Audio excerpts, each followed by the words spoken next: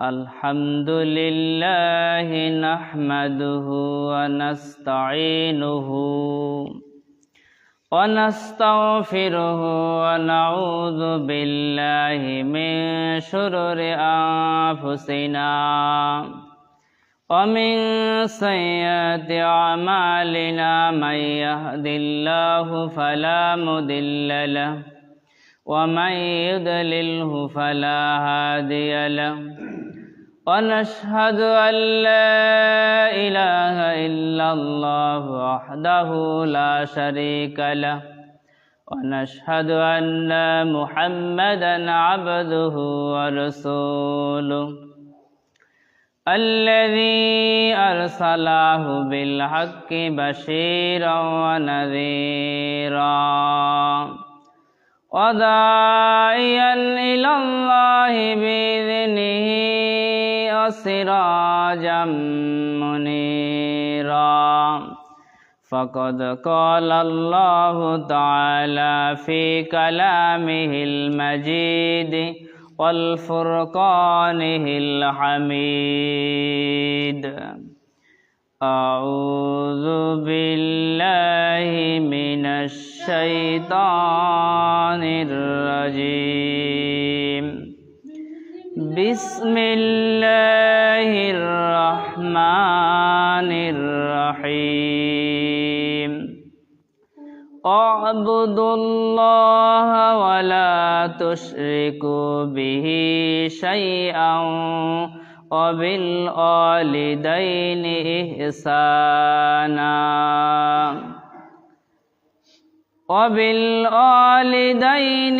إحسانا وبذي القربى واليتامى والمساكين والجار ذي القربى والجار الجنوب والصاحب بالجنب وابن السبيل وما ملكت أيمانكم إن الله لا يحب من كان مختالا فخورا وقال تعالى في شان حبيبه أميرا ومخبرا إن الله وملائكته يصلون على النبي يا أيها الذين آمنوا صلوا عليه وسلموا تسليما اللهم صل على سيدنا مولانا محمد وعلى آل سيدنا مولانا محمد اللهم صل على سيدنا مولانا محمد وعلى آل سيدنا مولانا محمد যেখানেই থাকো যেভাবেই থাকো নবীজির আদর্শ মেনে নাও তাতেই শান্তি তাতেই মুক্তি যদিও তুমি মরে যাও আল্লাহুম্মা সাল্লি আলা সাইয়্যিদিনা মাওলানা মুহাম্মদ ওয়া আলা আলি সাইয়্যিদিনা মাওলানা মুহাম্মদ আসমান সুন্দর জমিন সুন্দর গাছপালা সুন্দর তাহার চেয়ে অধিক সুন্দর দিনের নবী মুস্তাফা আল্লাহুম্মা সাল্লি আলা সাইয়্যিদিনা মাওলানা মুহাম্মদ ওয়া আলা আলি সাইয়্যিদিনা মাওলানা মুহাম্মদ বালাগাল আউলা বিকামালিহি কাশাফাত দুজা বিজামালিহি হাসনাতু জামিউ খিসালিহি সাল্লু আলাইহি ওয়া আলিহি সাল্লিমু ইয়া কওম বাল সাল্লু আলা সাদরিল আমিন মুস্তাফা মা জা ইল্লা রাহমাতান লিল আলামিন আস্তাগফিরুল্লাহ রাব্বি মিন কুল্লি জামবিন ওয়া আতুবু ইলাইহি লা হাওলা ওয়ালা কুওয়াতা ইল্লা বিল্লাহিল আলিয়্যিল আযীম।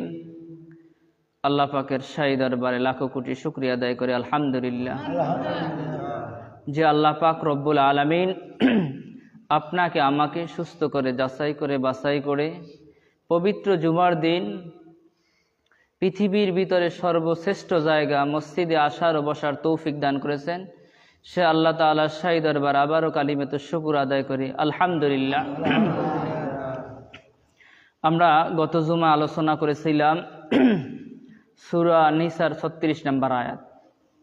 এই সূরা নিসার 36 নম্বর আয়াতের ভিতরে আল্লাহর হক এবং বান্দার হক এটা নিয়ে আল্লাহ পাক রব্বুল আলামিন এই আয়াতে কারিমায় বলেছেন। তা আমরা ইয়াতিম পর্যন্ত গিয়েছিলাম যে বান্দার হক আল্লাহ পাক রব্বুল আলামিন সূরা নিসার 36 নম্বর আয়াতে বলেন বিসমিল্লাহির রহমানির রহিম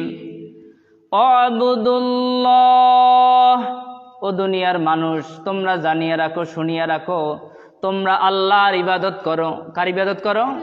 তোমরা আল্লাহর ইবাদত করো। আল্লাহ পাক রব্বুল আলামিন বলেন তোমরা আল্লাহর ইবাদত করো। তারপরে বলেন ওয়ালা তুশরিকু বিহি শাইআ। তোমরা আল্লাহর সাথে কারোর সাথে শরীক করিও না। আল্লাহর সাথে কারোর সাথে শরীক করিও না। আল্লাহ এক, আল্লাহর সাথে কাউকে অংশীদার করা যাবে না।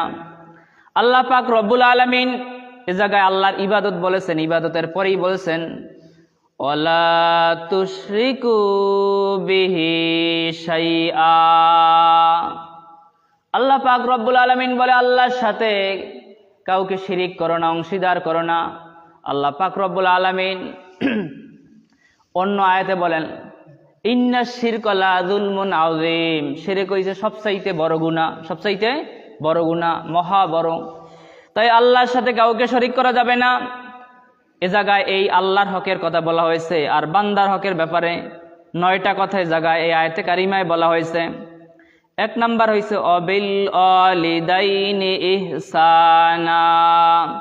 ও দুনিয়ার মানুষ তোমরা পিতা মাতার সাথে ভালো ব্যবহার করো, সৎ ব্যবহার করো, উত্তম আচরণ করো।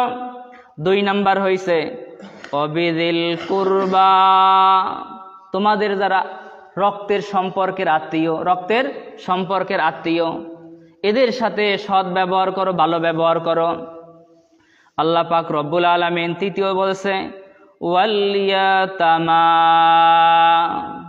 তোমরা এতিমের সাথে ভালো ব্যবহার করো। যারা এতিম এদের সম্পত্তি গ্রাস করিও না, এদের সাথে সুন্দর আচরণ করো। 4 নাম্বার হইছে ওয়াল মাসাকিন।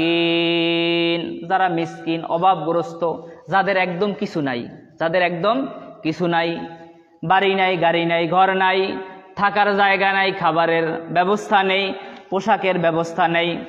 যারা সমাজের ভিতরে মিসকিন থাকবে, একেবারে অভাবগ্রস্ত, অথবা থাকার কোনো রকম জায়গা আছে, খাবারের ব্যবস্থা নাই, একবেলা খায় 2 বেলা খেতে পারে না, শীত আসছে শীতের পোশাক কিনতে পারে না। যারা এই সমাজের ভিতরে ধনাঢ্য থাকবে, যারা ধনী থাকবে, এদের হইছে নিজের সামর্থ্য অনুযায়ী এদের খাবারের ব্যবস্থা করা। কিসের ব্যবস্থা করা? খাবারের ব্যবস্থা করা, তাদের শীতের বস্ত্রের ব্যবস্থা করে দেওয়া, এটাই হইছে উত্তম ব্যবহার।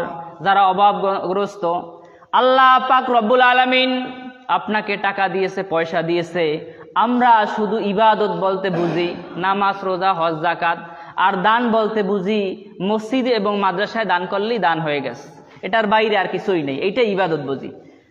না, এটা নয়।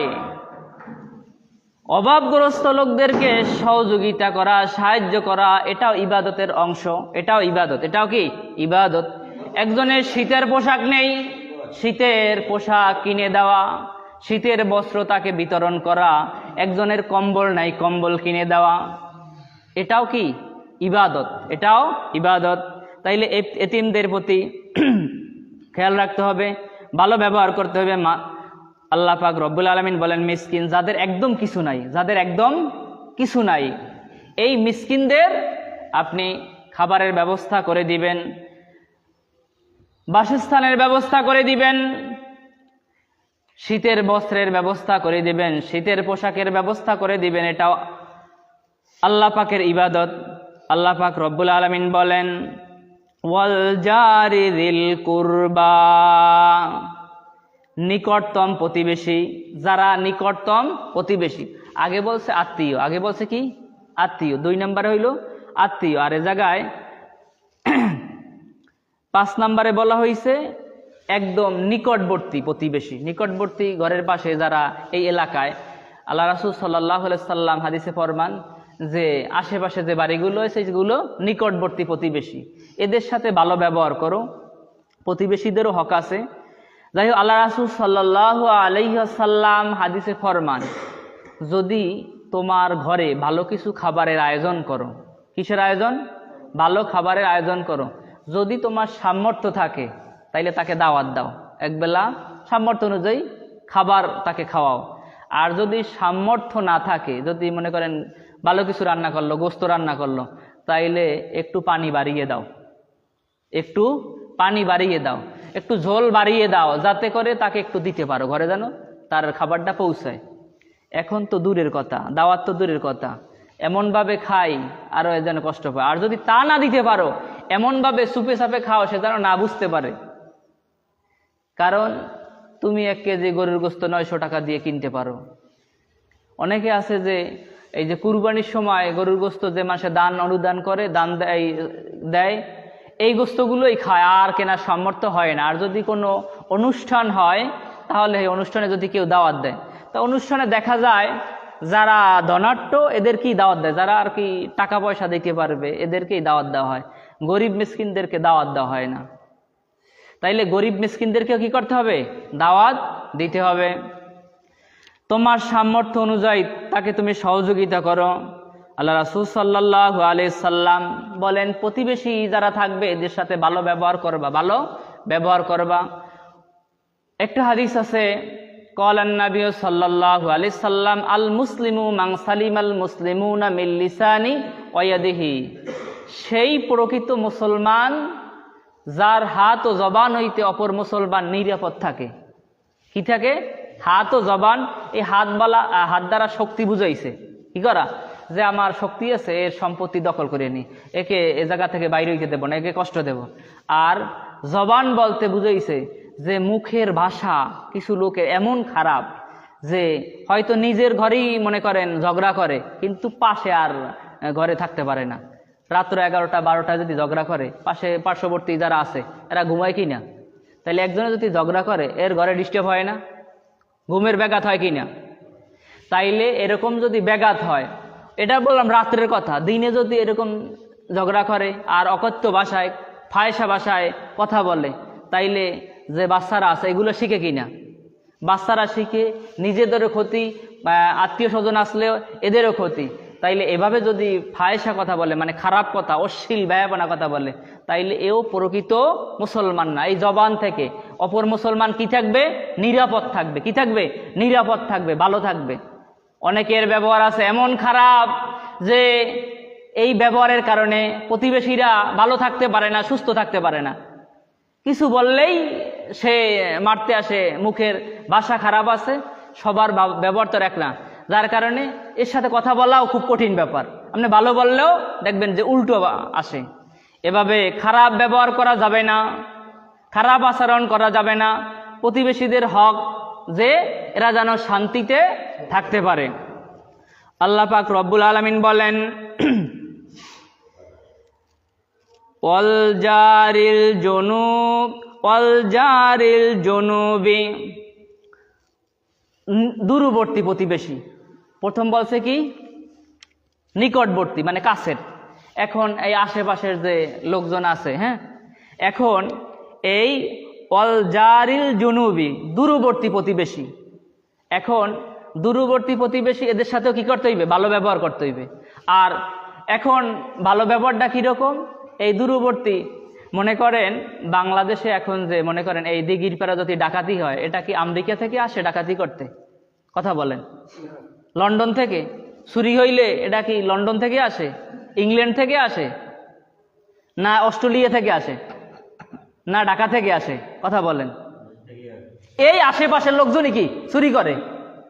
আশেপাশের লোকজন না, এই উপজেলার লোকই, এই উপজেলার লোকজনই কি করে? চুরি করে। এটা তো ঢাকা থেকেও আসে না, চট্টগ্রাম থেকেও আসে না, আসে আশেপাশের লোকজন। তাইলে যারা এরকম চুরি করে, ডাকাতি করে, ছিনতাই করে, লুটতরাজ করে, মারামারি, রাহাজানি, কাটাকাটি, এরা কি ভালো লোক না খারাপ লোক? এরা বান্দার হক কি পালন করলো না আপনার বিশৃঙ্খলা ঘটাইলো? বিশৃঙ্খলা ঘটাইছে। তাইলে যারা এই দূরবর্তী প্রতিবেশীদের সাথে ভালো ব্যবহার করে না, তাই এরাও কি খাঁটি মুসলমান নয়? এরা বান্দার হক, আল্লাহ পাক রব্বুল আলামিন বলেন, যদি আল্লাহর হক যদি সে সীমালঙ্ঘন করে তাইলে আল্লাহর কাছে তওবা করলে আল্লাহ মাফ করে দেয়। কিন্তু বান্দার হক যদি সীমালঙ্ঘন করে, মনে করেন চুরি করছে, কি করছে? চুরি করছে, এই চুরির মাল যদি ফেরত না দেয় তাইলে আল্লাহ তাআলা মাফ করবেন না। কি করবেন না? মাফ করবেন না। ডাকাতি করছে, ডাকাতির মাল আল্লাহ তাআলা যদি, ওই লোক ডাকাতওয়ালা যদি ফেরত না দেয় তাইলে তা আল্লাহ তাআলা তাকে মাফ করবে না। এখন ডাকাত যারা, এরা তো মারাত্মক, মাল নিলে না মাল ফেরত দিতে পারবে। অনেকে দেখা যায় হত্যাও করে, বলে নাউজুবিল্লাহি মিন যালিক। অনেকে এমন মাইর দেয় যে আপনার হাসপাতালে চিকিৎসায় সুস্থ হয় না। তাইলে এরকম করলে কি মাপ পাবে? তো এর কি মনে করেন যারা মুমিনেরা কবরে যাইবে, চোর ডাকাতেরা কবরে যাইবে না? যাবে কি যাবে না? কথা বলেন। যাবে। তাইলে এদের শাস্তি কি হবে না? অবশ্যই। অনেক সময় দুনিয়ায় যারা সীমা লঙ্ঘনকারী, যারা মানুষের প্রতি জুলুম করে, কি করে? মানুষের প্রতি জুলুম করে, এর বিচার দুনিয়ার ভিতরেই হয়। আল্লাহ তাআলা দেখায়, কি করে? আল্লাহ তাআলা এটার বিচার দেখায়। তাইলে আল্লাহ পাক রব্বুল আলামিন বলেন, যারা তোমাদের দূরবর্তী আত্মীয় স্বজন আছে, প্রতিবেশী আছে, এদের সাথে ভালো ব্যবহার করা, এদের সাথে ভালো ব্যবহার করা। ভালো ব্যবহার কি? সে যেন সুন্দরভাবে থাকতে পারে, সে যেন সুন্দরভাবে চলতে পারে। তাইলে এখন আমরা এটা কি করতে আছি? এইটা যদি বান্দার হক যদি আমি আদায় না করি, তাইলে কি আমি মুমিন থাকবো? আমি মুসলমান থাকবো? আল্লাহ তাআলা তো এই নাম থেকেই, আমার এই মুসলমান নাম থেকেই কেটে দিব।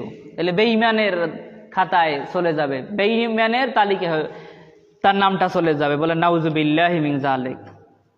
তাইলে আমরা এদিকে লক্ষ্য করতে হইবে যে আল্লাহ পাক রব্বুল আলামিন, এ জায়গায় এই কথাগুলো কার কথা বলেন? আল্লাহ তাআলার কথা। যে প্রথমে বলছে নিকটবর্তী প্রতিবেশী, তারপর বলছে দূরবর্তী প্রতিবেশীর সাথে তোমরা ভালো ব্যবহার করো। আল্লাহ পাক রব্বুল আলামিন বলেন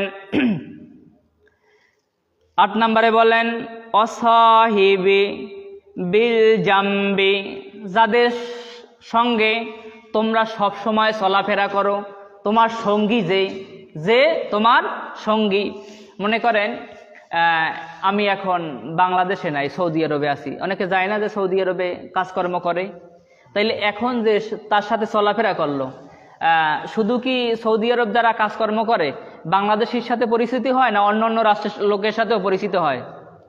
অন্যান্য রাষ্ট্রের সাথেও লোকের সাথেও কি হয়? পরিচিত হয়। তাইলে পরিচিত হইলে তাইলে কি করতে হইবে? তার সাথেও ভালো ব্যবহার করতে হইবে। যে তোমার সঙ্গী সব সময়, যার সাথে তুমি চলাফেরা করো, তোমার সঙ্গী, এর সাথে কি করতে হবে? ভালো ব্যবহার করতে হবে। আল্লাহ পাক রব্বুল আলামিন বলেন, যারা তোমার সঙ্গে চলাফেরা করে, তোমার সফর সঙ্গী, এদের সাথে ভালো ব্যবহার করো, এদের সাথে ভালো ব্যবহার করো। আমরা দেখা যায় যে কিছুতে কোনো কিছু হইলেই এমন ব্যবহার করি যা ধারণার বাইরে, বুঝে যেন এর সাথে আর কোনো সময় সম্পর্কই ছিল না, এটা চিনিও না, জানিও না। তাইলে আল্লাহ পাক রব্বুল আলামিন বলছে, যাদের সাথে তুমি চলাফেরা করো এদের সাথে ভালো ব্যবহার করো। আল্লাহ রাসূল সাল্লাল্লাহু আলাইহি ওয়াসাল্লাম অন্য এক হাদিসে বলেন, যদি তোমার শত্রু হয়, তোমার কি হয়? শত্রু হয়, তুমি তার সাথে ভালো ব্যবহার করো, কেননা এক সময় তোমার সে বন্ধু হয়ে যেতে পারে, এক সময় কি বন্ধু হয়ে যেতে পারে। আল্লাহ রাসূল সাল্লাল্লাহু আলাইহি সাল্লাম যে অমুসলিমদেরকে, কাফির মুশরিকদেরকে দাওয়াত দিয়েছে, খারাপ ভাষায় না ভালো ভাষায়? ভালোবাসায়। আল্লাহ রাসূল সাল্লাল্লাহু আলাইহি সাল্লামের চেহারা মুবারক দেখা, ব্যবহার দেখা অনেক খ্রিস্টান, কাফির, মুশরিক, ইহুদি, নাসারারা কি হয়ে গেছে? মুসলমান হয়ে গেছে। সাহাবীদের চরিত্র দেখা, দাওয়াত ছাড়াই তাদের ব্যবহার দেখা, আচরণ দেখা ইহুদি থেকে মুসলমান হয়ে গেছে। বলেন সুবহানাল্লাহ। এখন আমরা কি ব্যবহার করি? নিজের পরিবারের সাথেই দেখা যায় অনেক সময় কি করি না? ভালো ব্যবহার করি না। দূরবর্তী আত্মীয় স্বজন তো দূরের কথা, নিজের মা বাবার সাথে, নিজের ভাই ব্রাদার সাথে অনেকে এরকম ভালো ব্যবহার করি না। তা আল্লাহ পাক রব্বুল আলামিন বলেন, ওয়াসাহিবি বিল জামবি, তোমাদের সঙ্গী যারা, যাদের সাথে সর্বদা তোমরা চলাফেরা করো, তার সাথে তুমি ভালো ব্যবহার করো। আল্লাহ পাক রব্বুল আলামিন এইবার পরের আয়াতে বলেন, অবনিস সাবিল, যারা পথিক, যারা মুসাফির, যারা পথিক, যারা মুসাফির, এদের সাথে ভালো ব্যবহার করো। পথিক কারা? পথিক বলতে, মুসাফির বলতে, এটা ধনী পরিবারের লোক হইতে পারে, আবার গরিবও হইতে পারে। যারা সফরকারী তারাই হচ্ছে মুসাফির, পথিক, যারা চলাফেরা করে। এখন মনে করেন এক লোকের বাড়ি রংপুর, এখন সে এই ফেনী জেলায় আসছে, আপনার অনেকে তাবলিগে আসে বা অনেকে কাজকর্মে আসে, সে যদি অসুস্থ হয়ে যায়, এখন বাড়িতে তার অনেক টাকা পয়সা আছে, ব্যাংক ব্যালেন্স আছে, এ জায়গায় এখন মোবাইল, আপনার ওই এটিএম কার্ডও নাই, চেকও নাই, মনে করেন মোবাইলও নাই, অনেকে আছে না, চুরি হয়ে যায়, ডাকাতি হয়ে যায়, টাকা পয়সার মালিক আছে, টাকা পয়সার মালিক আছে, কিন্তু মোবাইল চুরি হয়ে গেল, এই কার্ডগুলো চুরি হয়ে গেল। এখন এই লোক কি অসহায়? অসহায় না? কথা বলেন। কোটি টাকার মালিক থাকার পরও এখন কিন্তু এই জায়গায় তার টাকার ব্যবস্থা নাই, তার এলাকায়, তার বাড়িতে টাকা পয়সার মালিক। এখন এই লোককেও সহযোগিতা করা, এই লোককেও কি করা? সহযোগিতা করা। কেউ যদি মনে করেন রাস্তাঘাটে অনেক সময় দেখবেন যে ঘুরে পড়ে যায়, অ্যাক্সিডেন্ট করে, কি করে? অ্যাক্সিডেন্ট করে, হ্যাঁ, স্ট্রোক করে, করে না রাস্তাঘাটে, গাড়ির ভিতরে, তাই তাকে কি করা? সহযোগিতা করা। এখন আপনারা দেখবেন যে মাল্টিমিডিয়ার যুগে যে একটা লোক যদি বাই দিবে, এটা চিরচরিত নিয়ম যে আপনার কি করলো? গাড়ি অ্যাক্সিডেন্ট করলো। এখন দেখবেন সাংবাদিক, বহুত সাংবাদিক চলে আসবে, বহুত ইউটিউবার চলে আসবে, বহুত এই ফেসবুক, সোশ্যাল মিডিয়া, সবাই আপনার কিতে আছে? ভিডিওতে। কি করে? ভিডিওতে আছে, লাইভে আছে। কিন্তু এই লোকটার হাত ভেঙে গেল, পাও ভেঙে গেল, রক্ত পড়তেছে মাথা পেটে, কিন্তু এই রক্ত তাকে যে হাসপাতাল নিতে হবে, তাকে চিকিৎসা করতে হবে, এটার কারো মাথা ব্যথা নাই, এটার দিকে খেয়ালও নেই। কিতে আছি আমরা? লাইভে আছি, আমরা এই ভিডিওতে আছি, সাংবাদিকেরা আছি। আগে ভিডিও করেন যে হয়তো ভিডিও তো দেখা যায় যে তার পরিবার জানলো, কিন্তু সবাই কি ভিডিও করবে নাকি তাকে সহযোগিতা করবে? একটা লোক যদি রাস্তায় অ্যাক্সিডেন্ট হয়, তাকে কি করা? হাসপাতালে নেওয়া, দ্রুত ডাক্তারের কাছে নেওয়া, যেন চিকিৎসা করা, এই লোকটা যেন সুস্থ হয়, ঠিক কিনা? কিন্তু এখন দেখা যায় উল্টো, সবাই আমরা কি আছি? ভিডিওতে আছি। তাকে যে সহযোগিতা করা লাগবে, তাকে যে সুস্থ করা লাগবে, এর ব্যাপারে আমাদের কোনো খেয়াল নেই। আগে আমাদের এই লোকটাকে সুস্থ করতে হইবে, ঠিক কিনা? তাইলে এই পথিকের যে অবনিস সাবিল, আল্লাহ পাক রব্বুল আলামিন বলেন, যারা পথিক থাকবে এদের তোমরা সহযোগিতা করো। কিরকম সহযোগিতা করো? যে তাকে যদি কেউ অ্যাক্সিডেন্ট হয়, তাকে হাসপাতালে নিয়ে চিকিৎসার ব্যবস্থা। যদি তার টাকা পয়সা না থাকে, বাড়ি যাইতে পারে না, হ্যাঁ, তাকে বাড়ি নিয়ে টাকা পয়সা দিয়ে, অথবা অনেক সময় যে আপনার সেন্স লেস হয়ে যায়, অজ্ঞান হয়ে যায়, সেন্স থাকে না, তখন আপনার যে বাহিনী আছে, পুলিশ বাহিনী, র্যাব বাহিনী, এদের সহযোগিতা নিয়ে তার বাড়িতে পৌঁছেই দেওয়া। কি করা? পৌঁছেই দেওয়া। আর যদি আমাদের প্রতিবেশী হয়, আমাদের এলাকার হয়, তাইলে তো তাকে বাড়ি নিয়ে আসা। যদি দূরবর্তীও হয়, তাইলে তার বাড়িতে পৌঁছাইয়ে দেওয়া। এখন কিন্তু আমরা দেখি, যদি একজনে মনে করেন রাস্তাঘাটে যে জায়গায় হোক, বাজারে যদি মারামারি লাগে, আমরা শুধু দেখতেই আসি, একজনে কিন্তু সহযোগিতা করি না। একজনের কাজে একজনের সহযোগিতা করি না। তাইলে যারা পথিক থাকবে, যারা মুসাফির থাকবে, এদের কি করা? সহযোগিতা করা। আল্লাহ পাক রব্বুল আলামিন 9 নম্বরে বলেন, ওয়ামা মালাকাত আইমানুকুম, তোমাদের যারা দাসী আছে, তোমাদের যারা অধীনস্থ আছে, তোমাদের যারা কাজকর্ম করে, এদের সাথে ভালো ব্যবহার করো। এদের সাথে কি করো? ভালো ব্যবহার করো। এখন আপনি এই যে দাসী বলতে যারা অধীনস্থ, আপনার কর্মচারী, আপনার কি করে? কর্মচারী। সেটা অফিস আদালত হতে পারে, সেটা বাড়ি হতে পারে, সেটা মাঠঘাটে হতে পারে। আল্লাহ পাক রব্বুল আলামিন বলেন, যারা তোমাদের অধীনস্থ, যারা তোমাদের কর্মচারী, এদের সাথে ভালো ব্যবহার করো। এদের সাথে ভালো ব্যবহার করা মানে, যদি আপনি কাজের লোক রাখেন, মাসিক কি রাখবেন? মাসিক বলতে মাস শেষে বেতন। মাস শেষে বেতন অনেকে আছে যে 12 মাসেও নেয়, অনেকে আছে 6 মাসেও নেয়। যে মাসে মাসিক হইলে 30 দিন হয়ে গেলে তার বেতনটা 30 দিন পর দিয়ে দিতে হবে। এরপর আর ঘুরানো যাবে না। যদি মাসিকই অল বিশ্বের ভিতরে বেশি যারা কর্মচারী, তাইলে মাস শেষ তাকে বেতন দিতে হবে। যারা আপনারা দেখবেন যে বিভিন্ন ফ্যাক্টরি, বিভিন্ন গার্মেন্টস, এরা দেখা যায় মাস শেষে তার বেতনটা ঠিক মতো দেয় না, শ্রমিকদেরকে, লেবারদেরকে ঠিক মতো বেতন দেয় না। তাইলে এই লোক তো ভালো না, এই মালিক তো ভালো না, এ তো বর্বর জাতি। আল্লাহ পাক রব্বুল আলামিন এ জায়গায় কর্মচারীদের ব্যাপারে বলেন, তোমরা কর্মচারীদের সাথে ভালো ব্যবহার করো। ভালো ব্যবহার বলতে তাদের সাথে তাদের খাবারের দরকার হইলে খাবারের ব্যবস্থা করা, যদি টাকায় রাখো টাকার ব্যবস্থা করা। মনে করেন আপনি একজন কাজের লোক রেখেছেন, শ্রমিক রেখেছেন, তার সাথে টাকার কন্টাক্ট হয়েছে যে 500 টাকা, 600 টাকা, 700 টাকা, যে টাকাটাই হয়েছে, যদি দৈনিক হয়, দিনের টাকা দিনে, কাজ শেষ বিকেলবেলা তার টাকাটা তার হাতে পৌঁছেই দেওয়া। যদি সাপ্তাহিক হয়, 1 সপ্তাহ পর তার টাকাটা পৌঁছেই দেওয়া। এখন দেখা যায় যে এই দৈনিক যারা কাজ করে, দেখা যায় 1 সপ্তাহ, 2 সপ্তাহ, 15 দিনও ঘুরায়, আবার কেউ আছে দেয় না, বলে নাউজুবিল্লাহ। তাহলে এরা মানুষের ভিতরেই পড়ে না, এরা অমানুষ। আবার যারা সাপ্তাহিক 1 সপ্তাহ পর তার শ্রমিককে বেতনটা দিয়ে দেবে। এখন কিছু প্রশ্ন আসে সমাজের ভিতরে, যারা কাজকর্ম করে, মনে করেন বিভিন্ন লোক আছে কন্ট্রাক্টে কাজ করে, এর টাকাটা যথাসময়, আপনি যদি 2 মাস সময় নেন বা 3 মাস সময় নেন, হ্যাঁ, এই 2 মাসের ভিতরে তার কাজটা শেষ হওয়ার সাথে সাথে টাকাটা তার হাতে পৌঁছিয়ে দেওয়া। কিন্তু যারা 2 মাস, 6 মাস, 1 বছর হয়ে যায়, টাকা দেয় না, এটা নিয়ে বিচার ব্যবস্থা করা লাগে, বলেন নাউজুবিল্লাহ। যখন তোমার কাজটা করলো তখন তো বিচারের দরকার আসিল না, তখন তো সে এই কাজটা সঠিকভাবে করে দিয়েছে তোমার কাজটা, কিন্তু এখন টাকা দেওয়ার সময় তোমার কেন এত তালবাহানা?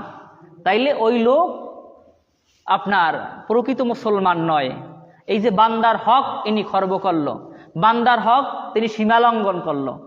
এরকম সমাজের ভিতরে লোক আছে কি? নাই, বহুত আছে, যে শ্রমিকদের টাকা যখন দিবে তখন সে এই টাকা নিয়ে বিভিন্ন তালবাহানা করে, বিভিন্নভাবে ঘুরায়, সালিশ বিচার হয়, তারপরও টাকা সে পায় না। এভাবে আমরা করব না। কাজ শেষ, আল্লাহ রাসূল সাল্লাল্লাহু আলাইহি ওয়াসাল্লাম বলেন যে তার ঘাম শুকিয়ে যাওয়ার আগে তার পারিশ্রমিক দিয়ে দাও। তবে একটা কথা আছে, যারা আপনার লেবার, যারা কাজ করে, অনেক মালিক আছে যে টাকা ঠিক মতো দিয়ে দেয়, নাস্তার কথা নাই, খাবারের কথা নাই, আছে কি না? নাই। তারপরে নাস্তাও করা, আবার খাবারও খাওয়ায়। কিন্তু যেইভাবে কাজ করার দরকার ছিল ওই শ্রমিক সেইভাবে কাজ করে নাই, আছে না নাই? সে কাজে কি করেছে? ফাঁকি দিয়েছে, কাজে চুরি করেছে। এই যারা কাজে ফাঁকি দিবে, কাজে চুরি করবে, কাজ যেইভাবে করা দরকার এইভাবে না করে, তাইলে তার টাকাও হালাল হবে না। তার টাকা কি হবে না? হালাল হবে না। শ্রমিকের ব্যাপারে কথা না এরকম না, আল্লাহ রাসূল এটাও বলে দিয়েছে, যেই লোক মালিকের কাজে চুরি করবে, ফাঁকি দেবে, এর টাকা কি হবে না? হালাল হবে না। আর যার টাকা হালাল হবে না, আল্লাহ রাসূল সাল্লাল্লাহু আলাইহি ওয়াসাল্লাম হাদিসে ফরমান, ওয়াকাল রাসূলুল্লাহ সাল্লাল্লাহু আলাইহি সাল্লাম, লা ইয়াদখুলুল জান্নাতা জাসাদুন গুজিয়া বিল হারাম। যারা হারাম বক্ষণকারী এরা জান্নাতে তো দূরের কথা, জান্নাতের ধারে কাছেও যাইতে পারবে না, ঘেরানো পাবে না, তাদের জন্য জান্নাত হারাম হয়ে যাবে, জাহান্নাম অজীব হয়ে যাবে। বলে নাউযুবিল্লাহি মিন যালিক। তাইলে কাজে কি করা যাবে না? চুরি করা যাবে না। আপনি যদি ভালোভাবে কাজ করেন তাইলে তো আপনার টাকাটাও দিয়ে দিতে। স্যার অনেক মালিক আছে যে 600 টাকা কন্ট্যাক্ট করে, কিন্তু 600 টাকা তো দেয়, তারপরে খাবার দাবার, এই চা নাস্তার অনেকভাবে আদর যত্ন করে, আপ্যায়ন করে, আবার অনেকে বেশিও দেয়। তাইলে কাজেও কি করা যাবে না? ফাঁকি দেওয়া যাবে না। আল্লাহ পাক রব্বুল আলামিন এ জায়গায় 10টা কথা বলেছেন। 1 নাম্বার হইছে আল্লাহর ইবাদত করা, আর 9টা হইছে বান্দার হক। 1 নাম্বার আল্লাহর হক, আর 9টা হইছে বান্দার হক। আল্লাহ পাক রব্বুল আলামিন বলেন, এই 9টা যারা সীমা লঙ্ঘন করবে, এই 9টা যারা মানবে না, যে 9টা যারা মানবে না, এদের ভয়ানক থেকে ভয়ানক শাস্তি, ভয়ানক থেকে ভয়ানক শাস্তি। আল্লাহ পাক রব্বুল আলামিন সর্বশেষে বলেন, ইন্নাল্লাহা, নিশ্চয় আল্লাহ, লা ইউহিব্বু, আল্লাহ ভালোবাসে না, লা ইউহিব্বু ভালোবাসে না, মান কানা